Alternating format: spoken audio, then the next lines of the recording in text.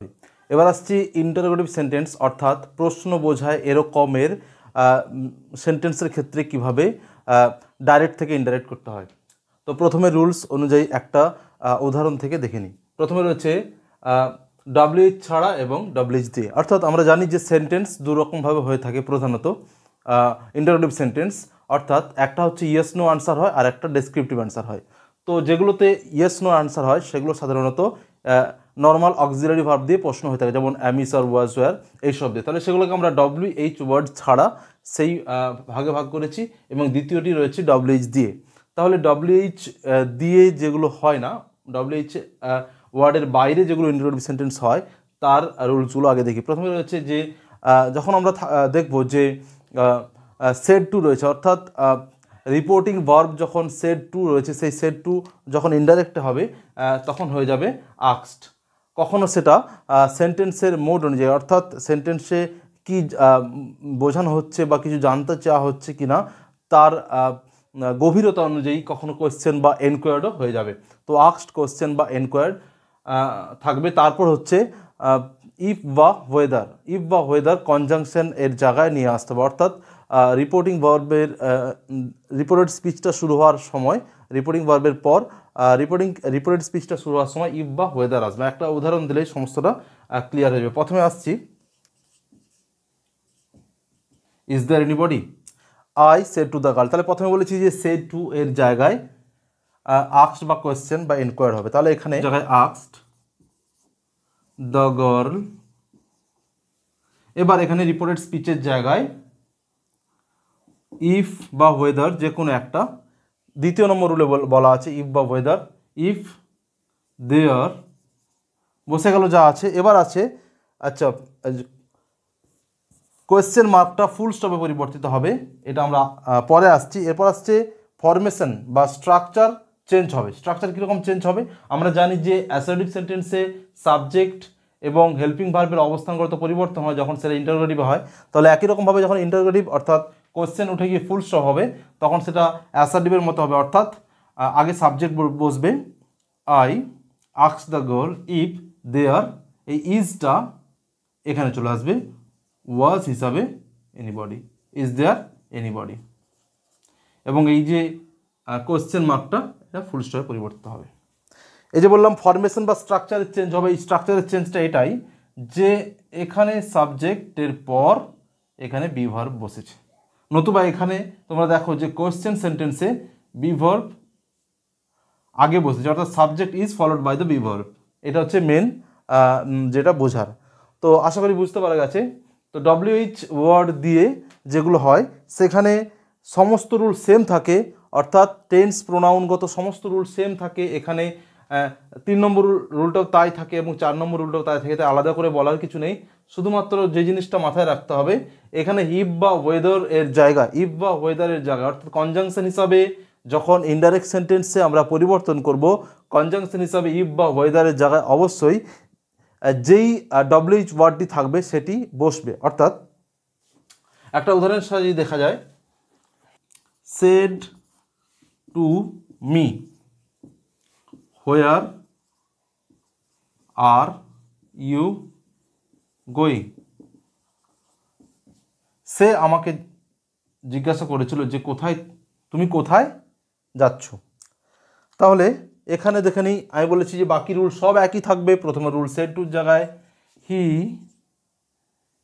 Question me, আমি করলাম question me. এখানে আমি আস্কড মি করতে পারতাম, কোনো সমস্যা নেই, সেড টু চেঞ্জ হয়ে যাবে, অর্থাৎ সেম এখনো পর্যন্ত এখানে রয়েছে he question me, he asked me. এবার ওয়েদার আছে, সরি হোয়ার আছে, এই যে ডব্লিউএইচ যুক্ত ওয়ার্ড বা হাউ, একই নিয়ম, এখানে হাউ থাকলেও তাই, যদিও হাউটাকে ডব্লিউএইচ এর মধ্যেই ধরা হয় তাই আমি আলাদা করে মেনশন করি না, আমি লিখে দিলাম হাউ। সেম একই নিয়ম কি, হি সেড টু মি, এই জায়গাটায় আগে যেমন ইফ বা ওয়েদার লিখছিলাম তা না হয়ে এখানে থাকবে কি, এখানে কি লিখবো হোয়ার, যেমনটা আছে হোয়ার। বলেছিলাম ফরমেশন স্ট্রাকচার কি হবে, according to the assertive sentence হবে। তাহলে হোয়ার এই যে আর ইউ আছে এটা ইউ হয়ে যাবে আগে, আর হবে কিনা সেটা বিচার্য বিষয় টেন্সের উপর।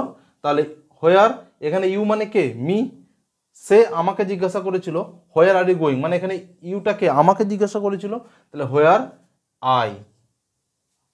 এবার আছে আর, তাহলে আর এর পাস্ট ফর্ম কি হবে, আয়ের সাথে, তাহলে I was, where I was going. বুঝতে পারা গেছে? আর একবার বলে দিই, এখানে যে চারটে রুল বলেছি ইন্টারোগেটিভ সেন্টেন্সে, প্রথমে রয়েছে সেড টু থাকলে আস্কড বা এনকোয়ার কোশ্চেন অফ হবে, এরপর ইফ বা ওয়েদার হবে, কনজাংশন হিসাবে রিপোর্টেড স্পিচের শুরুতেই যখন ইনডাইরেক্ট সেন্টেন্সে চেঞ্জ করব। এবার আসছি এই যে ফরমেশনটা সেটা চেঞ্জ হবে কি, ইন্টারোগেটিভের চেয়ে ইন্টারোগেটিভের থেকে অ্যাসার্টিভে পরিবর্তন হবে, অর্থাৎ রিপোর্টেড স্পিচে, অর্থাৎ এই দ্বিতীয় অংশে কি হবে, এই জায়গাটায়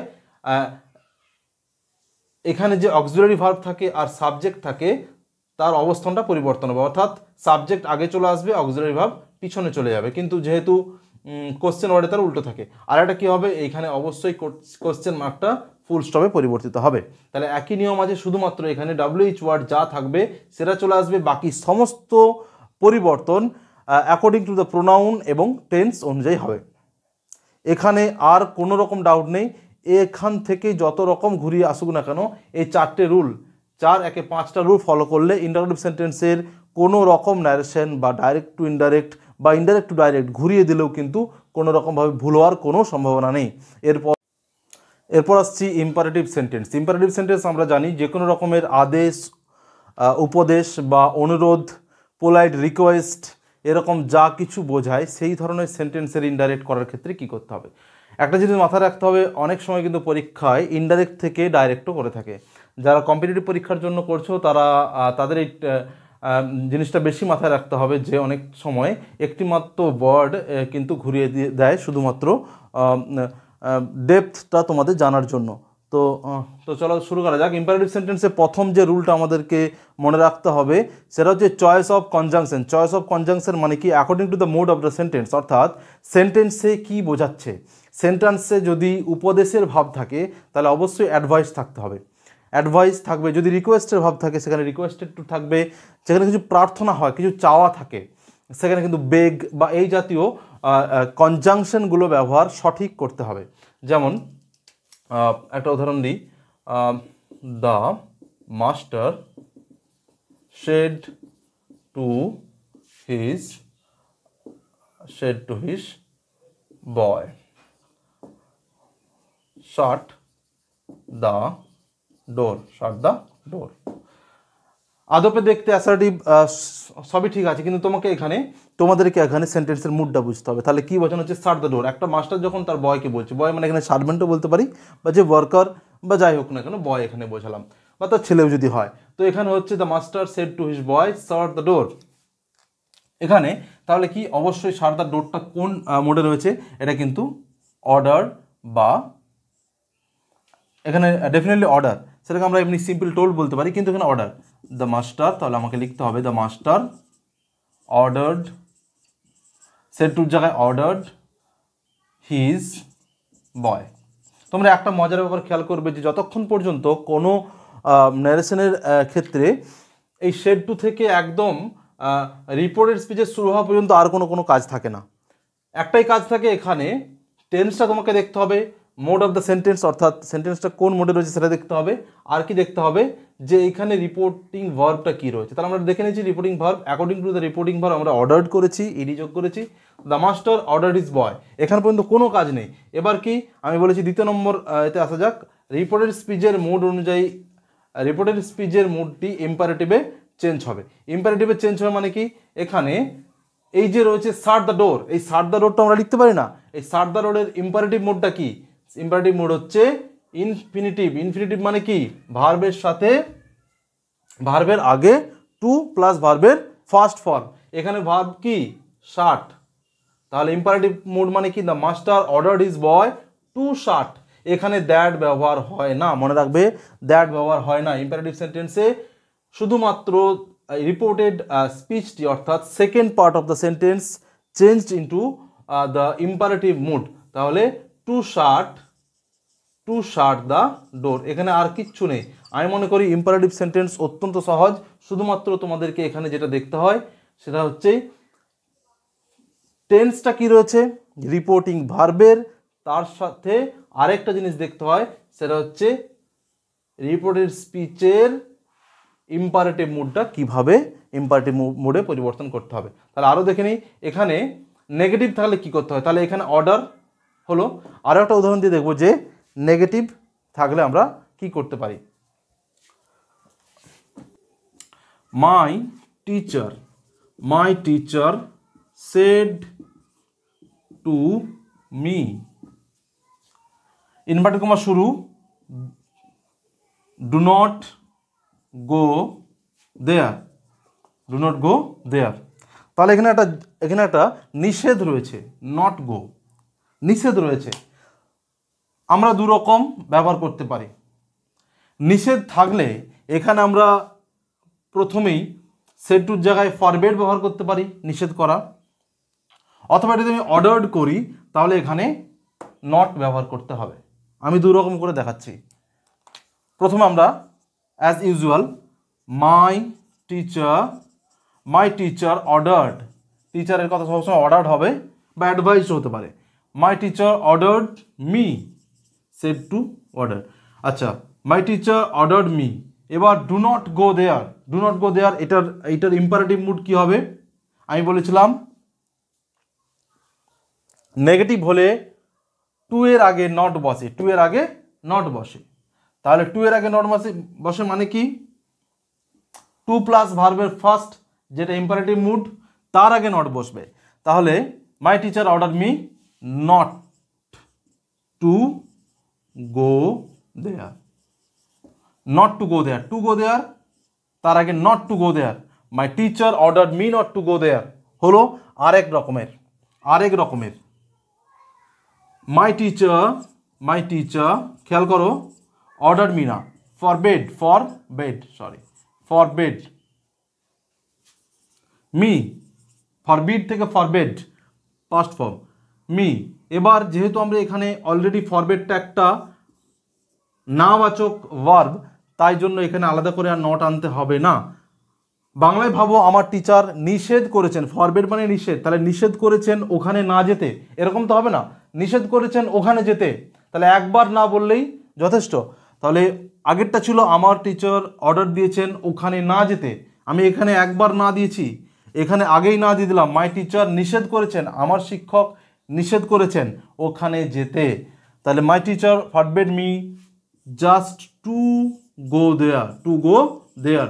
যেটা তোমাদের সহজ মনে হবে সেভাবে করবে, দুইভাবে করা যায়। যখনই কোনো নিষেধাজ্ঞা থাকবে, যখন কোনো বারণ থাকবে, তখন তোমরা এই দুইভাবে করবে, forbade, either forbade or ordered advice to not go there, ordered or advised to not doing something, not to smile, not to cry, not to laugh louder, যা খুশি থাকবে কেন ভার্ব, সেখানে এই দুটো ভাবে তোমরা করতে পাবে।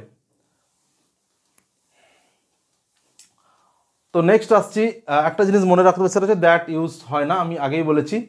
আচ্ছা, আরেকটা আসছি যে লেট। অনেক সময় ইম্পারেটিভ সেন্টেন্সে আমরা লেট ব্যবহার করি। বন্ধুরা বলে চলো আজ পার্টি হোক, চলো যাওয়া যাক, চলো একটা রাইড করি, চলো একটা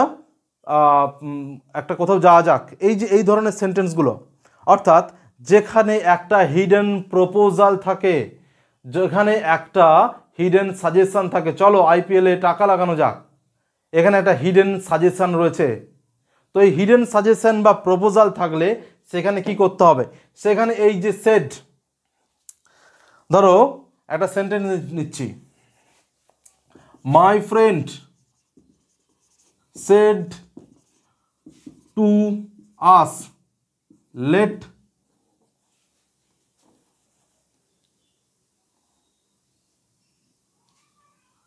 let's go for a ride, চলো একটা রাইডে যাওয়া যাক, let's go for a ride.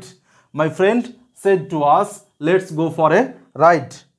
তাহলে এইটা এখানে কি রয়েছে আমি বলছি, যখনই লেট থাকে সেখানে একটা প্রপোজাল বা সাজেশন থাকে, তাহলে এখানে একটা ডাইরেক্ট প্রপোজাল রয়েছে, চলো একটা রাইড করা যাক।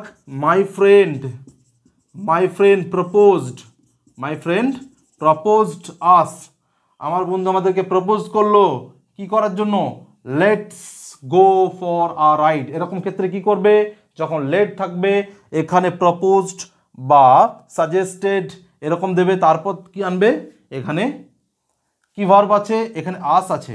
তাহলে my friend said to us, আমাদেরকে বললো, তাহলে আমাদের মধ্যে সেও আছে, তাহলে আর আমিও আছে, তাহলে কি হবে, my friend proposed us that we should, এই শুড কথাটা আনতে হবে, যেহেতু শুড কথাটা কেন আনতে হবে, শুড কথাটা এই কারণে আনতে হবে যে বন্ধু একটা প্রপোজাল দিয়েছে, আমাদের এটা করা উচিত, চলো এটা আমরা করি, এই জাতীয় অর্থ বোঝানোর জন্য শুডটা আমাদেরকে আনতে হবে, এবং এখানে আমরা দ্যাট দিতে পারি।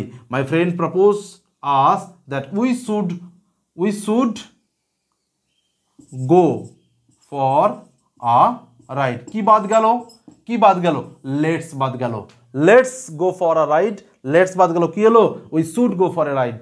এই একটা উদাহরণ, যত রকমের লেট দিয়ে আছে তোমরা এইভাবে করতে পারো, এক্সেপশন অবশ্যই রয়েছে, এক্সেপশন নিয়ে আসবো। তো এইটা দেখে রাখতে পারো, ইম্পারেটিভ সেন্টেন্সের এই যতগুলো বললাম এর বাইরে আর কিছু আসার সম্ভাবনা নেই।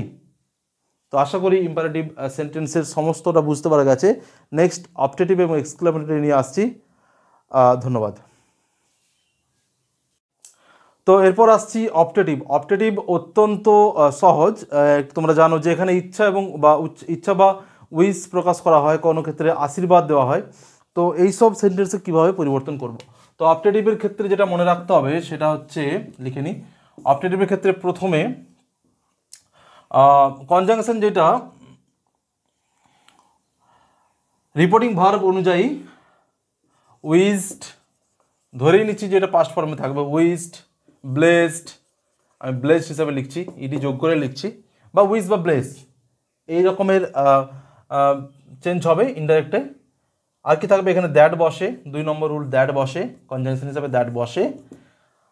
3 নম্বর রুল হচ্ছে, এটা হচ্ছে অপটেটিভ মুডটা যখন ইনডাইরেক্টে যায়, ইনডাইরেক্ট ফর্মে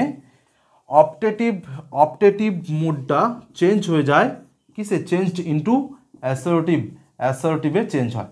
তো এই 3টে জিনিস মাথায় রাখো, এক উইশড বা ব্লেসড হয়, রিপোর্টিং ভার্বটা চেঞ্জ হয়ে, এবার কি হয়, এখানে কনজাংশন দ্যাট বসে। তৃতীয়ত ইনডাইরেক্টে গিয়ে অপটেটিভ মুড, যেটা সেন্টেন্সের অপটেটিভ মুড হয় সেটা কিন্তু অ্যাসার্টিভ হয়ে যায়, অর্থাৎ নর্মাল হয়ে যায়। নর্মাল মানে ইন দ্য সেন্স বিবৃতিমূলক হয়ে যায়। আশা করি বিবৃতিমূলক মানে তোমরা জানো। তো একটা উদাহরণ দিই, তারপরে আসছি। প্রথমে ধরা যাক,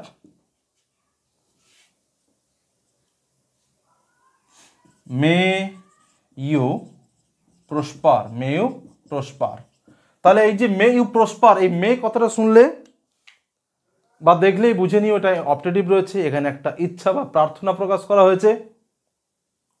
তো এইসব ক্ষেত্রে কি হবে, যা আছে লিখে দিই। এখানে গ্র্যান্ডফাদার সেড, এই সেড টুর জায়গায় ব্লেসড লিখতে পারো বা উইশ লিখতে পারো। ব্লেসড লিখছি, মাই ফাদার ব্লেসড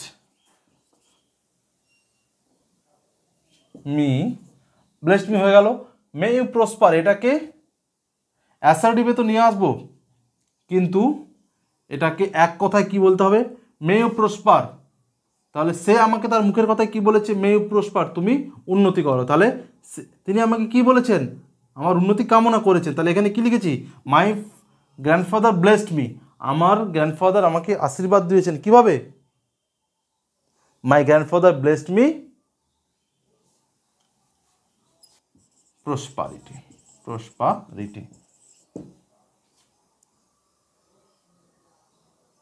আচ্ছা, এরপর আসছি দ্বিতীয় উদাহরণে। The old man said to him, may you live long. তাহলে the old man wished him, কি মে ইউ লিভ লং মানে কি, ওল্ড ম্যান তাকে কি আশীর্বাদ দিয়েছে বা উইশ করেছে তাকে, the old man wish long life, long life. May you live long এর শর্ট কথা কি, একসাথে আমরা কি বলতে পারি, তার দীর্ঘ জীবন কামনা করেছেন। তাহলে দ্য ওল্ড ম্যান উইশড হিম কি উইশড করেছেন তিনি, লং লাইফ। তাহলে এই গেল অপটেটিভ। তো শেষে যেটা থাকছে সেটা হচ্ছে এক্সক্লেমেটরি। এক্সক্লেমেটরি খুবই সহজ। এক্সক্লেমেটরিতে একটা জিনিস খেয়াল রাখতে হবে যে কনজাংশন হিসাবে exclaim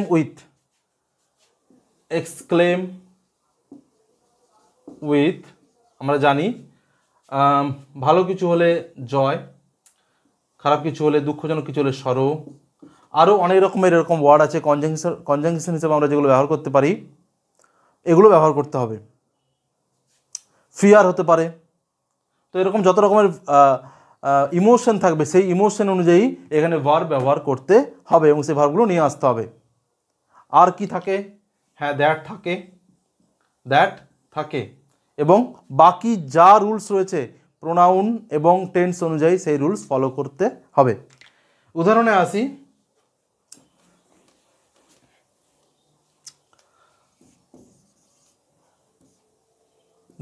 the little boy said to his friend, what a big lion, তাহলে কি হবে, the little boy exclaim with, এখানে যেহেতু সারপ্রাইজ হবে, সারপ্রাইজ দ্যাট সেড আছে, হোয়াট এ বিগ লায়ন, এখানে কোনো রকম টেন্স বোঝাচ্ছে এরকম কোনো রকম ভার্ব নেই, তাহলে আমাদেরকে অবশ্যই পাস্ট আনতে হবে। The little boy exclaim with surprise that it was what a big, it was a very big lion, as simple as that। Exclamatory সেন্টেন্সের সমস্ত প্রকারের ইনডাইরেক্ট ফর্ম ন্যারেশনের আমরা এই রুলটা ফলো করে করতে পারি। তো পুরোটা দেখার জন্য ধন্যবাদ। প্রতিটা সিরিজ একসাথে আসবে, তো আশা করি এরপর আর কোনো ডাউট থাকার কথা নয়। তো এতটুকুই, নমস্কার।